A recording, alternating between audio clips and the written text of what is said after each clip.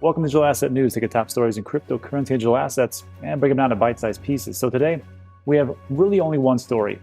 IOHK is on the brink of securing a massive Cardano government contract in Africa. And this is huge on so many levels, but it's going to be even more apparent as we start to peel back the layers of this onion, take a look at what is going on in sub-Saharan Africa and why they are just ripe for a fintech revolution. So we'll take a look at that. But first, let's take a look at what's going on in the market.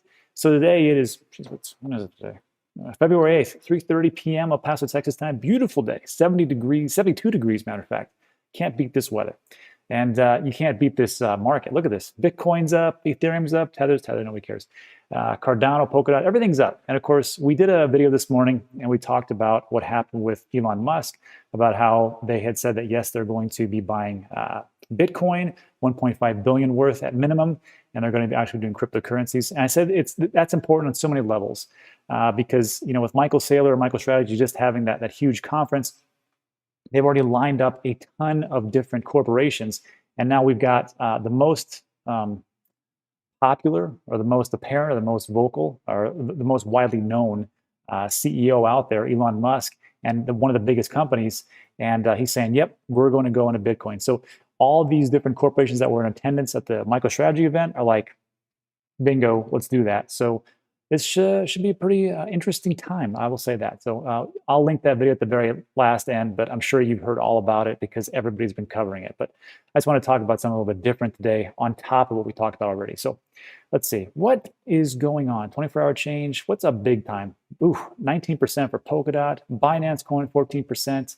And Binance Coin, we're going to talk about tokenomics and about Metcalfe's Law and when we get into the whole African story with Cardano, because it's really going to play a big factor. Anything that's really stands out, Aave, decentralized finance, which we need to go over quickly. Actually, you know what? Let's do that right now. Let me just do this. So this is a great little detail, but before we get into what's going on with Cardano, I have to take a step back. Two things I have to take a step back. First of all, you may have noticed that the audio might be a little bit more improved.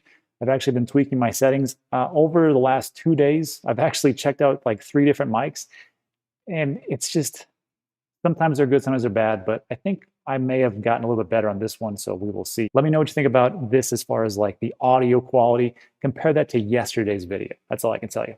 So anyhow, so with this one, we're talking about decentralized finance, and what Charles Hoskinson and their team are trying to do is bring digital banking to the vastly unbanked in sub-Saharan Africa.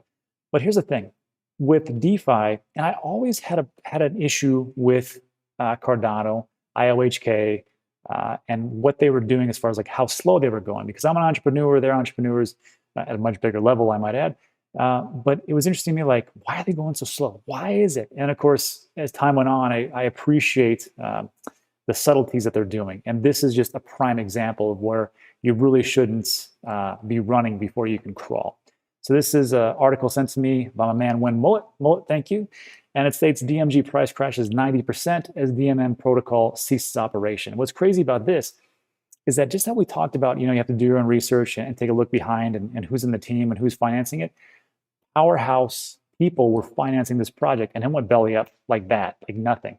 So in an unfortunate turn of events, the supporters of DeFi Money Market Foundation, DMM, the token plummeted in value as the team behind it revealed they ceased all operations due to regulatory concerns. So 2021 is going to be the year of cryptocurrency digital assets. It's also going to be the year of regulatory clarity. So with the good comes the bad, and that's what it is. Actually, I don't know if that's really bad. I think over-regulation is bad, right? I don't mind speed limits. I mean, if I'm going on the interstate, I don't want people going 150. That's just me. But if you're going to make me go 5 miles per hour from El Paso to Houston, we got a problem. So again, overregulation, I think, is the issue, not regulation. So this was a pretty good DeFi project. It was backed by people like Draper Goren Holm. There was a partnership between Tim Draper, I think we all know that guy, Alex Goren, and Joseph Holm, focused on investing in blockchain solutions. Support of their projects received the bad news today as the team behind the DMM announced that they're going to cease all operations, and they state this on their official website. As a result of regulatory inquiries, DMM is shutting down, effective immediately. M token minting is no longer available. M token redemption will remain available indefinitely, though the interest rate on the M tokens will drop to 0% on or about February 10th, 2021. Capital interests are currently available to fund redemption of all outstanding M tokens plus accrued interest, reads the official site. So right there, when you have problems, and this was actually a problem with regulation and the things that they didn't get set in place first. So it wasn't like an issue with the actual protocol. It was an issue with regulation and what they didn't do. So make sure that when you are taking a look at different projects, again, do your own research, not a financial advisor.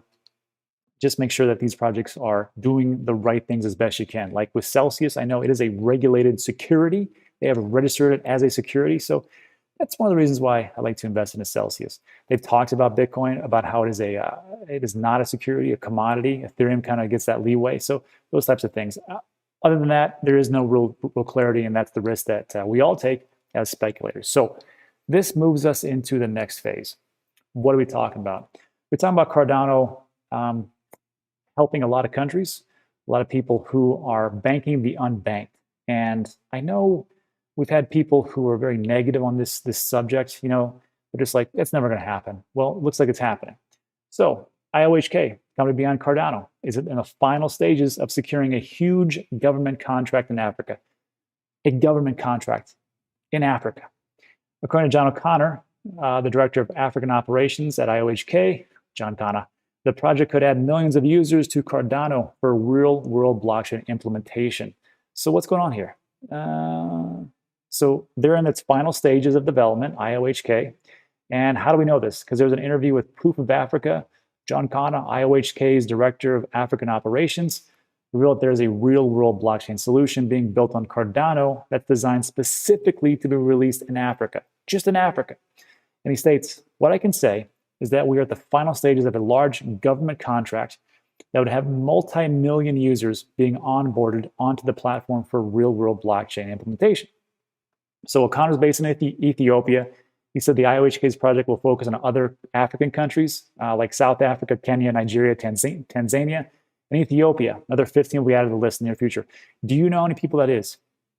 That is close to, I mean, if you're talking about sub-Saharan Africa, you're talking between 750 million and a billion people. Now, they're not all unbanked, but that is a ton of people to onboard. That is a massive undertaking. The company's work in Tanzania will provide each user of the country's telecom providers with digital identity and access to the Ainda payment network on Cardano. Everybody gets access through this ID to Ainda, to the Cardano Foundation. That's or the Cardano network. That's amazing. South Africa, O'Connor said that IOHK was working on an interesting project involving insurance. Don't know what that is, but we'll find out later. Almost all the projects IOHK is working on in Africa were based on Atella Prism, the company's identity solution, how you say it, Atella. And this is also John. He says, we have quite reasonable plans to onboard 100 million users on this identity platform within the next year or two. This might seem ambitious, you think, but actually the scale of the African continent means that it's quite realistic. It's not that it's just unrealistic because there's not enough people. It just seems daunting to me to have to onboard all these, I mean, hundreds. This is just the first 100 million users, right? And then they start to expand. What does that mean? Maybe talking about the Asia Pacific Rim. A lot of people unbanked. All the process required to launch the mysterious African solution should be done by the end of February. Let me read that again. All of the process required to launch the African solution should be done by the end of February. That's a pretty good timeline. That's pretty ambitious, and we'll see if they can pull it off. Who knows? They've been hitting their strides already, so we will see. The team at IOHK will be the one that makes the news public. So why is this 100 million users so big? Because it just seems like, you know, I mean, besides the obvious, right? There's a lot of people, you know, that's pretty good. The more people you have, the more of a network effect you have. Metcalfe's law, the more connections they have, the more things just start to increase in revenue or value, whatever you want to associate value with. This is actually, went a little too far. This is actually taught to me by Pat Ackerman when he was talking about the Voyager token. And he also talked about this with the Celsius token. And he also, in indirect ways, was talking about the Binance token. The more types of connections that you have, the more users that you have, the increase in value will come up just on scale. And I had covered this in the Voyager video, but all I want to show you is this. You can kind of see it in Bitcoin. And how would we see like the amount of users in Bitcoin? Well, we just take a look at the wallets. The more wallets that are opening up, the higher the amount of Bitcoin that is actually being valued at. And then this is what my problem was, and I talked about this before. For the Binance coin, I never got it. I'm like, who cares about that? What does Binance coin do? Well, it does a lot of things, right? For their debit card, I think they have a credit card coming out. It reduces in fees. They got a lot of different things as far as like the rewards program. So the more utility it has, the more people want to use it. The more people want to use it, the more value it has. And it's the same thing with Binance. And then you see it on Celsius. Now you're going to see it on Voyager. You're going to see it on Swissborg. All those types of utility tokens that have real world utility, that do things, that help a person out, that is fantastic. So the more people you have, the better off you are. And if you're getting like 100 million, 200, 300 million people, I think that the value of the token will probably go up. And it's a good darn thing that the actual max supply of Cardano is in the hundreds of millions. So speaking on top of that, there was just this little piece here, Metcalfe's law, and I talked about this before, is that you can see this in an old world example of Facebook. When Facebook came out, the more users that it had, 2004 was when it started, 2008, 9, they started to actually open it up to advertisers. Everything started to blow up. Before you know it, there's a ton of people on Facebook. The more people that were on Facebook, the more value it had, however you want to justify that in dollars or whatever else, ad revenue, whatever. So that is just one of those things. So when we take a look at this, this is a ton. I can't say any different. This is just a lot of people, which means that there should be an increase in value, however you want to distinguish that. But I had to take a look real quick about the banking situation, and I actually reached out to Ray Youssef. Ray is the head of Paxful, and they do a lot of things with like exchanging Bitcoin with gift cards, which is kind of it's a novel idea, but they do a lot of that because in Africa, that's what I guess a lot of people have. So I took a look at, well, what is the banking situation in Africa right now? So this is the first article I just brought up, and it's just two pieces. Across the continent, the number of banks are declining, driven by tightening regulations. Here we go. Mergers and acquisitions, liquidations, and collapses. In Nigeria, only 27 banks remain out of 89 that existed in 2004. Kenya has seen 10 completed mergers and acquisition deals and 2 collapses since 2016. So right here, even if people want to be banked, well, the options are limited. And the less different types of banks that you have, the more they have an actual control on what is going on, the fees and the structure. And that's not good. Free market is not free, and if you only got a couple of people around. Apart from customer growth, Africa is the second most profitable region after Latin America for banking, with return on equity at almost 15% compared to 9% global average. So Africa is the second most profitable region after Latin America. What does that mean? It means there's a lot of people with a lot of money, and they are unbanked. How much unbanked are they? And how much could Cardano help them? Well, this is an article that I pulled up. The unbanked in Africa could be one of the biggest opportunities in fintech history. The interesting thing about this is that it's in 2018. The funny thing is that I saw an article in 2016, 2017, 2018, 2019, and there was one in 2020, which said almost the exact same thing. It is ripe for an opportunity. The problem is it hasn't really, a lot of different fintech companies haven't really gone in there. However, there has been a couple, and this is what's going on right now. So let's take Kenya. Over 37 million Kenyans have an SMS-capable mobile phone. This was the interesting to me, because people would always say, well, if they're unbanked and they don't make a ton of money, then they shouldn't have a lot of like technology and cell phones. It's not true. It's actually the inverse is true. In places like this, even in America, people who are classified as poor, below the poverty level, everybody has a cell phone. And in Africa, and even in Mexico, they all have a cell phone. And whatever they can do with that, they have an SMS capable mobile phones, and they are able to transfer money around through an app called, what is it called? M-Pesa. So M-Pesa, Kenya's first mobile wallet, launched in 2007 to seamlessly transfer funds through Kenya using SMS. So that was the first part, right? If you couldn't get a bank, it's okay. We can do this with SMS. And so the question I always had was, well, how do you get that onto the phone? There's kiosks. You go to the kiosk, you give them the money, they give you a card, you can use the card, and then you transfer it all over the place, right? To paraphrase this whole article, it works out pretty well unless you got to transfer it a far way away and excuse me, across borders because of the different telecommunications. When you do something like that, then the fees increase by 33%. So here's the thing. If you're making like 30 to 50 bucks a week or a month, depending, and you're hit with a third of that just gone because you're trying to send it back to family or friends, or you're trying to save it in some way, good luck with that. It does state, though, M-Pesa made domestic payments easy, but when a payment needed to cross border transactions, up to 31%. Okay, great.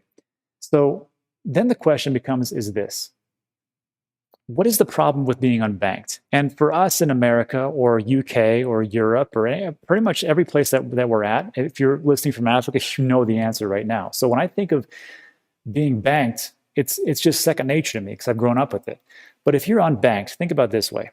If you have 50 to, let's say you work, you're 70 hours a week and you get $100, and then you have to carry that all around everywhere you go. Well, the chance of crime is pretty high, right? Then the fact is that you can't put it into any bank and you can't save any of that as best you can because you have it on yourself. Probably goes around a lot. Then if you have to, let's say you have to pay any kind of bills. Well, you have to go to each and every place to pay those bills. That takes time, money, and effort. And then if you want to get like some kind of advance because you need money, well, you have to go to those one of those flash loan places where it's just highway robbery what they give you. So you really can't get a loan unless you want to get a loan at like 50% interest rate. And believe me, they're out there. And it's even higher than that, actually. So you combine all those things together and you are at a major, major disadvantage. And that's why this place needs fintech for what it says. So it comes down to this. Where's the unbanked? Well, obviously, we talked about it, sub-Saharan Africa and Asia. You got 2 million adults, or 38% of all adults worldwide remain excluded from the financial system. So they're 38. So we're talking about 2 billion unbanked, right? And they're in two big locations, Asia, sub-Saharan Africa. So let's take sub-Saharan Africa. Let's split it in half. You got 1 billion over there. Let's do a conservative number. Let's say 500 million. You got 500 million who are unbanked in sub-Saharan Africa.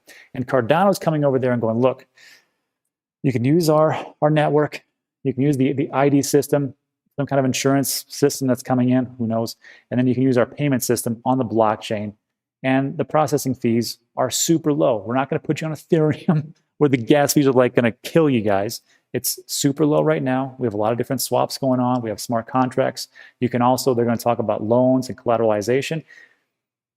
This seems like a pretty good deal. So now think to yourself, how would this affect what I'm doing here?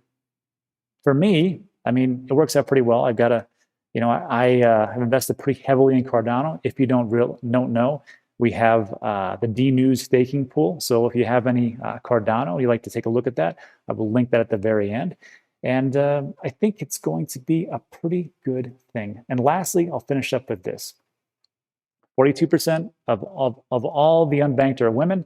So it's geared towards that. But it all comes down to how to bank the unbanked, digitize payments, formalize savings. And I didn't really get it until today. This article came out. And I thought to myself, well, who's really doing this? Who's really working on all the things that they need to have done, right? I mean, Ethereum's doing these things too, right? They can do it. The problem with Ethereum is what we talked about with the fees. Sometimes it can be fast, but you got to pay a ton of fees. And things can really be built on that. But how long are you going to want to wait? You're a year out, 2 years out. Who knows? I know everybody says, but they're building all on Ethereum. Are they? Let's say Cardano goes into Africa. Let's say they go into Asia after that and say, you know what? Here's our system. We made it very simple for you to build on top of it. Also, the fees are super low. We're very fast. You can do pretty much whatever you want to, build all your dApps. Who's going to win? And it's not about winning or losing. There's enough, it's an entire global industry, right? I'm not saying it. That's why I invest in both. I have Ethereum, I have Cardano. But I see the direction they're going, and it makes a heck of a lot of sense to me right now. Anyhow, that's it for today. So you made it to the end. Congratulations. Thanks for sticking with me. If you liked the video, why don't you give it a thumbs up? That would really help me out. And also, click on that subscribe because a lot of things we do are time sensitive, a lot of news type of items. So probably important if you want to read about that or learn about that. And that is it. So thanks so much for watching. I appreciate it. I'll link those videos we talked about up on the left and right. Let YouTube do their magic there. And that's all. So thanks for watching. See you on the next one.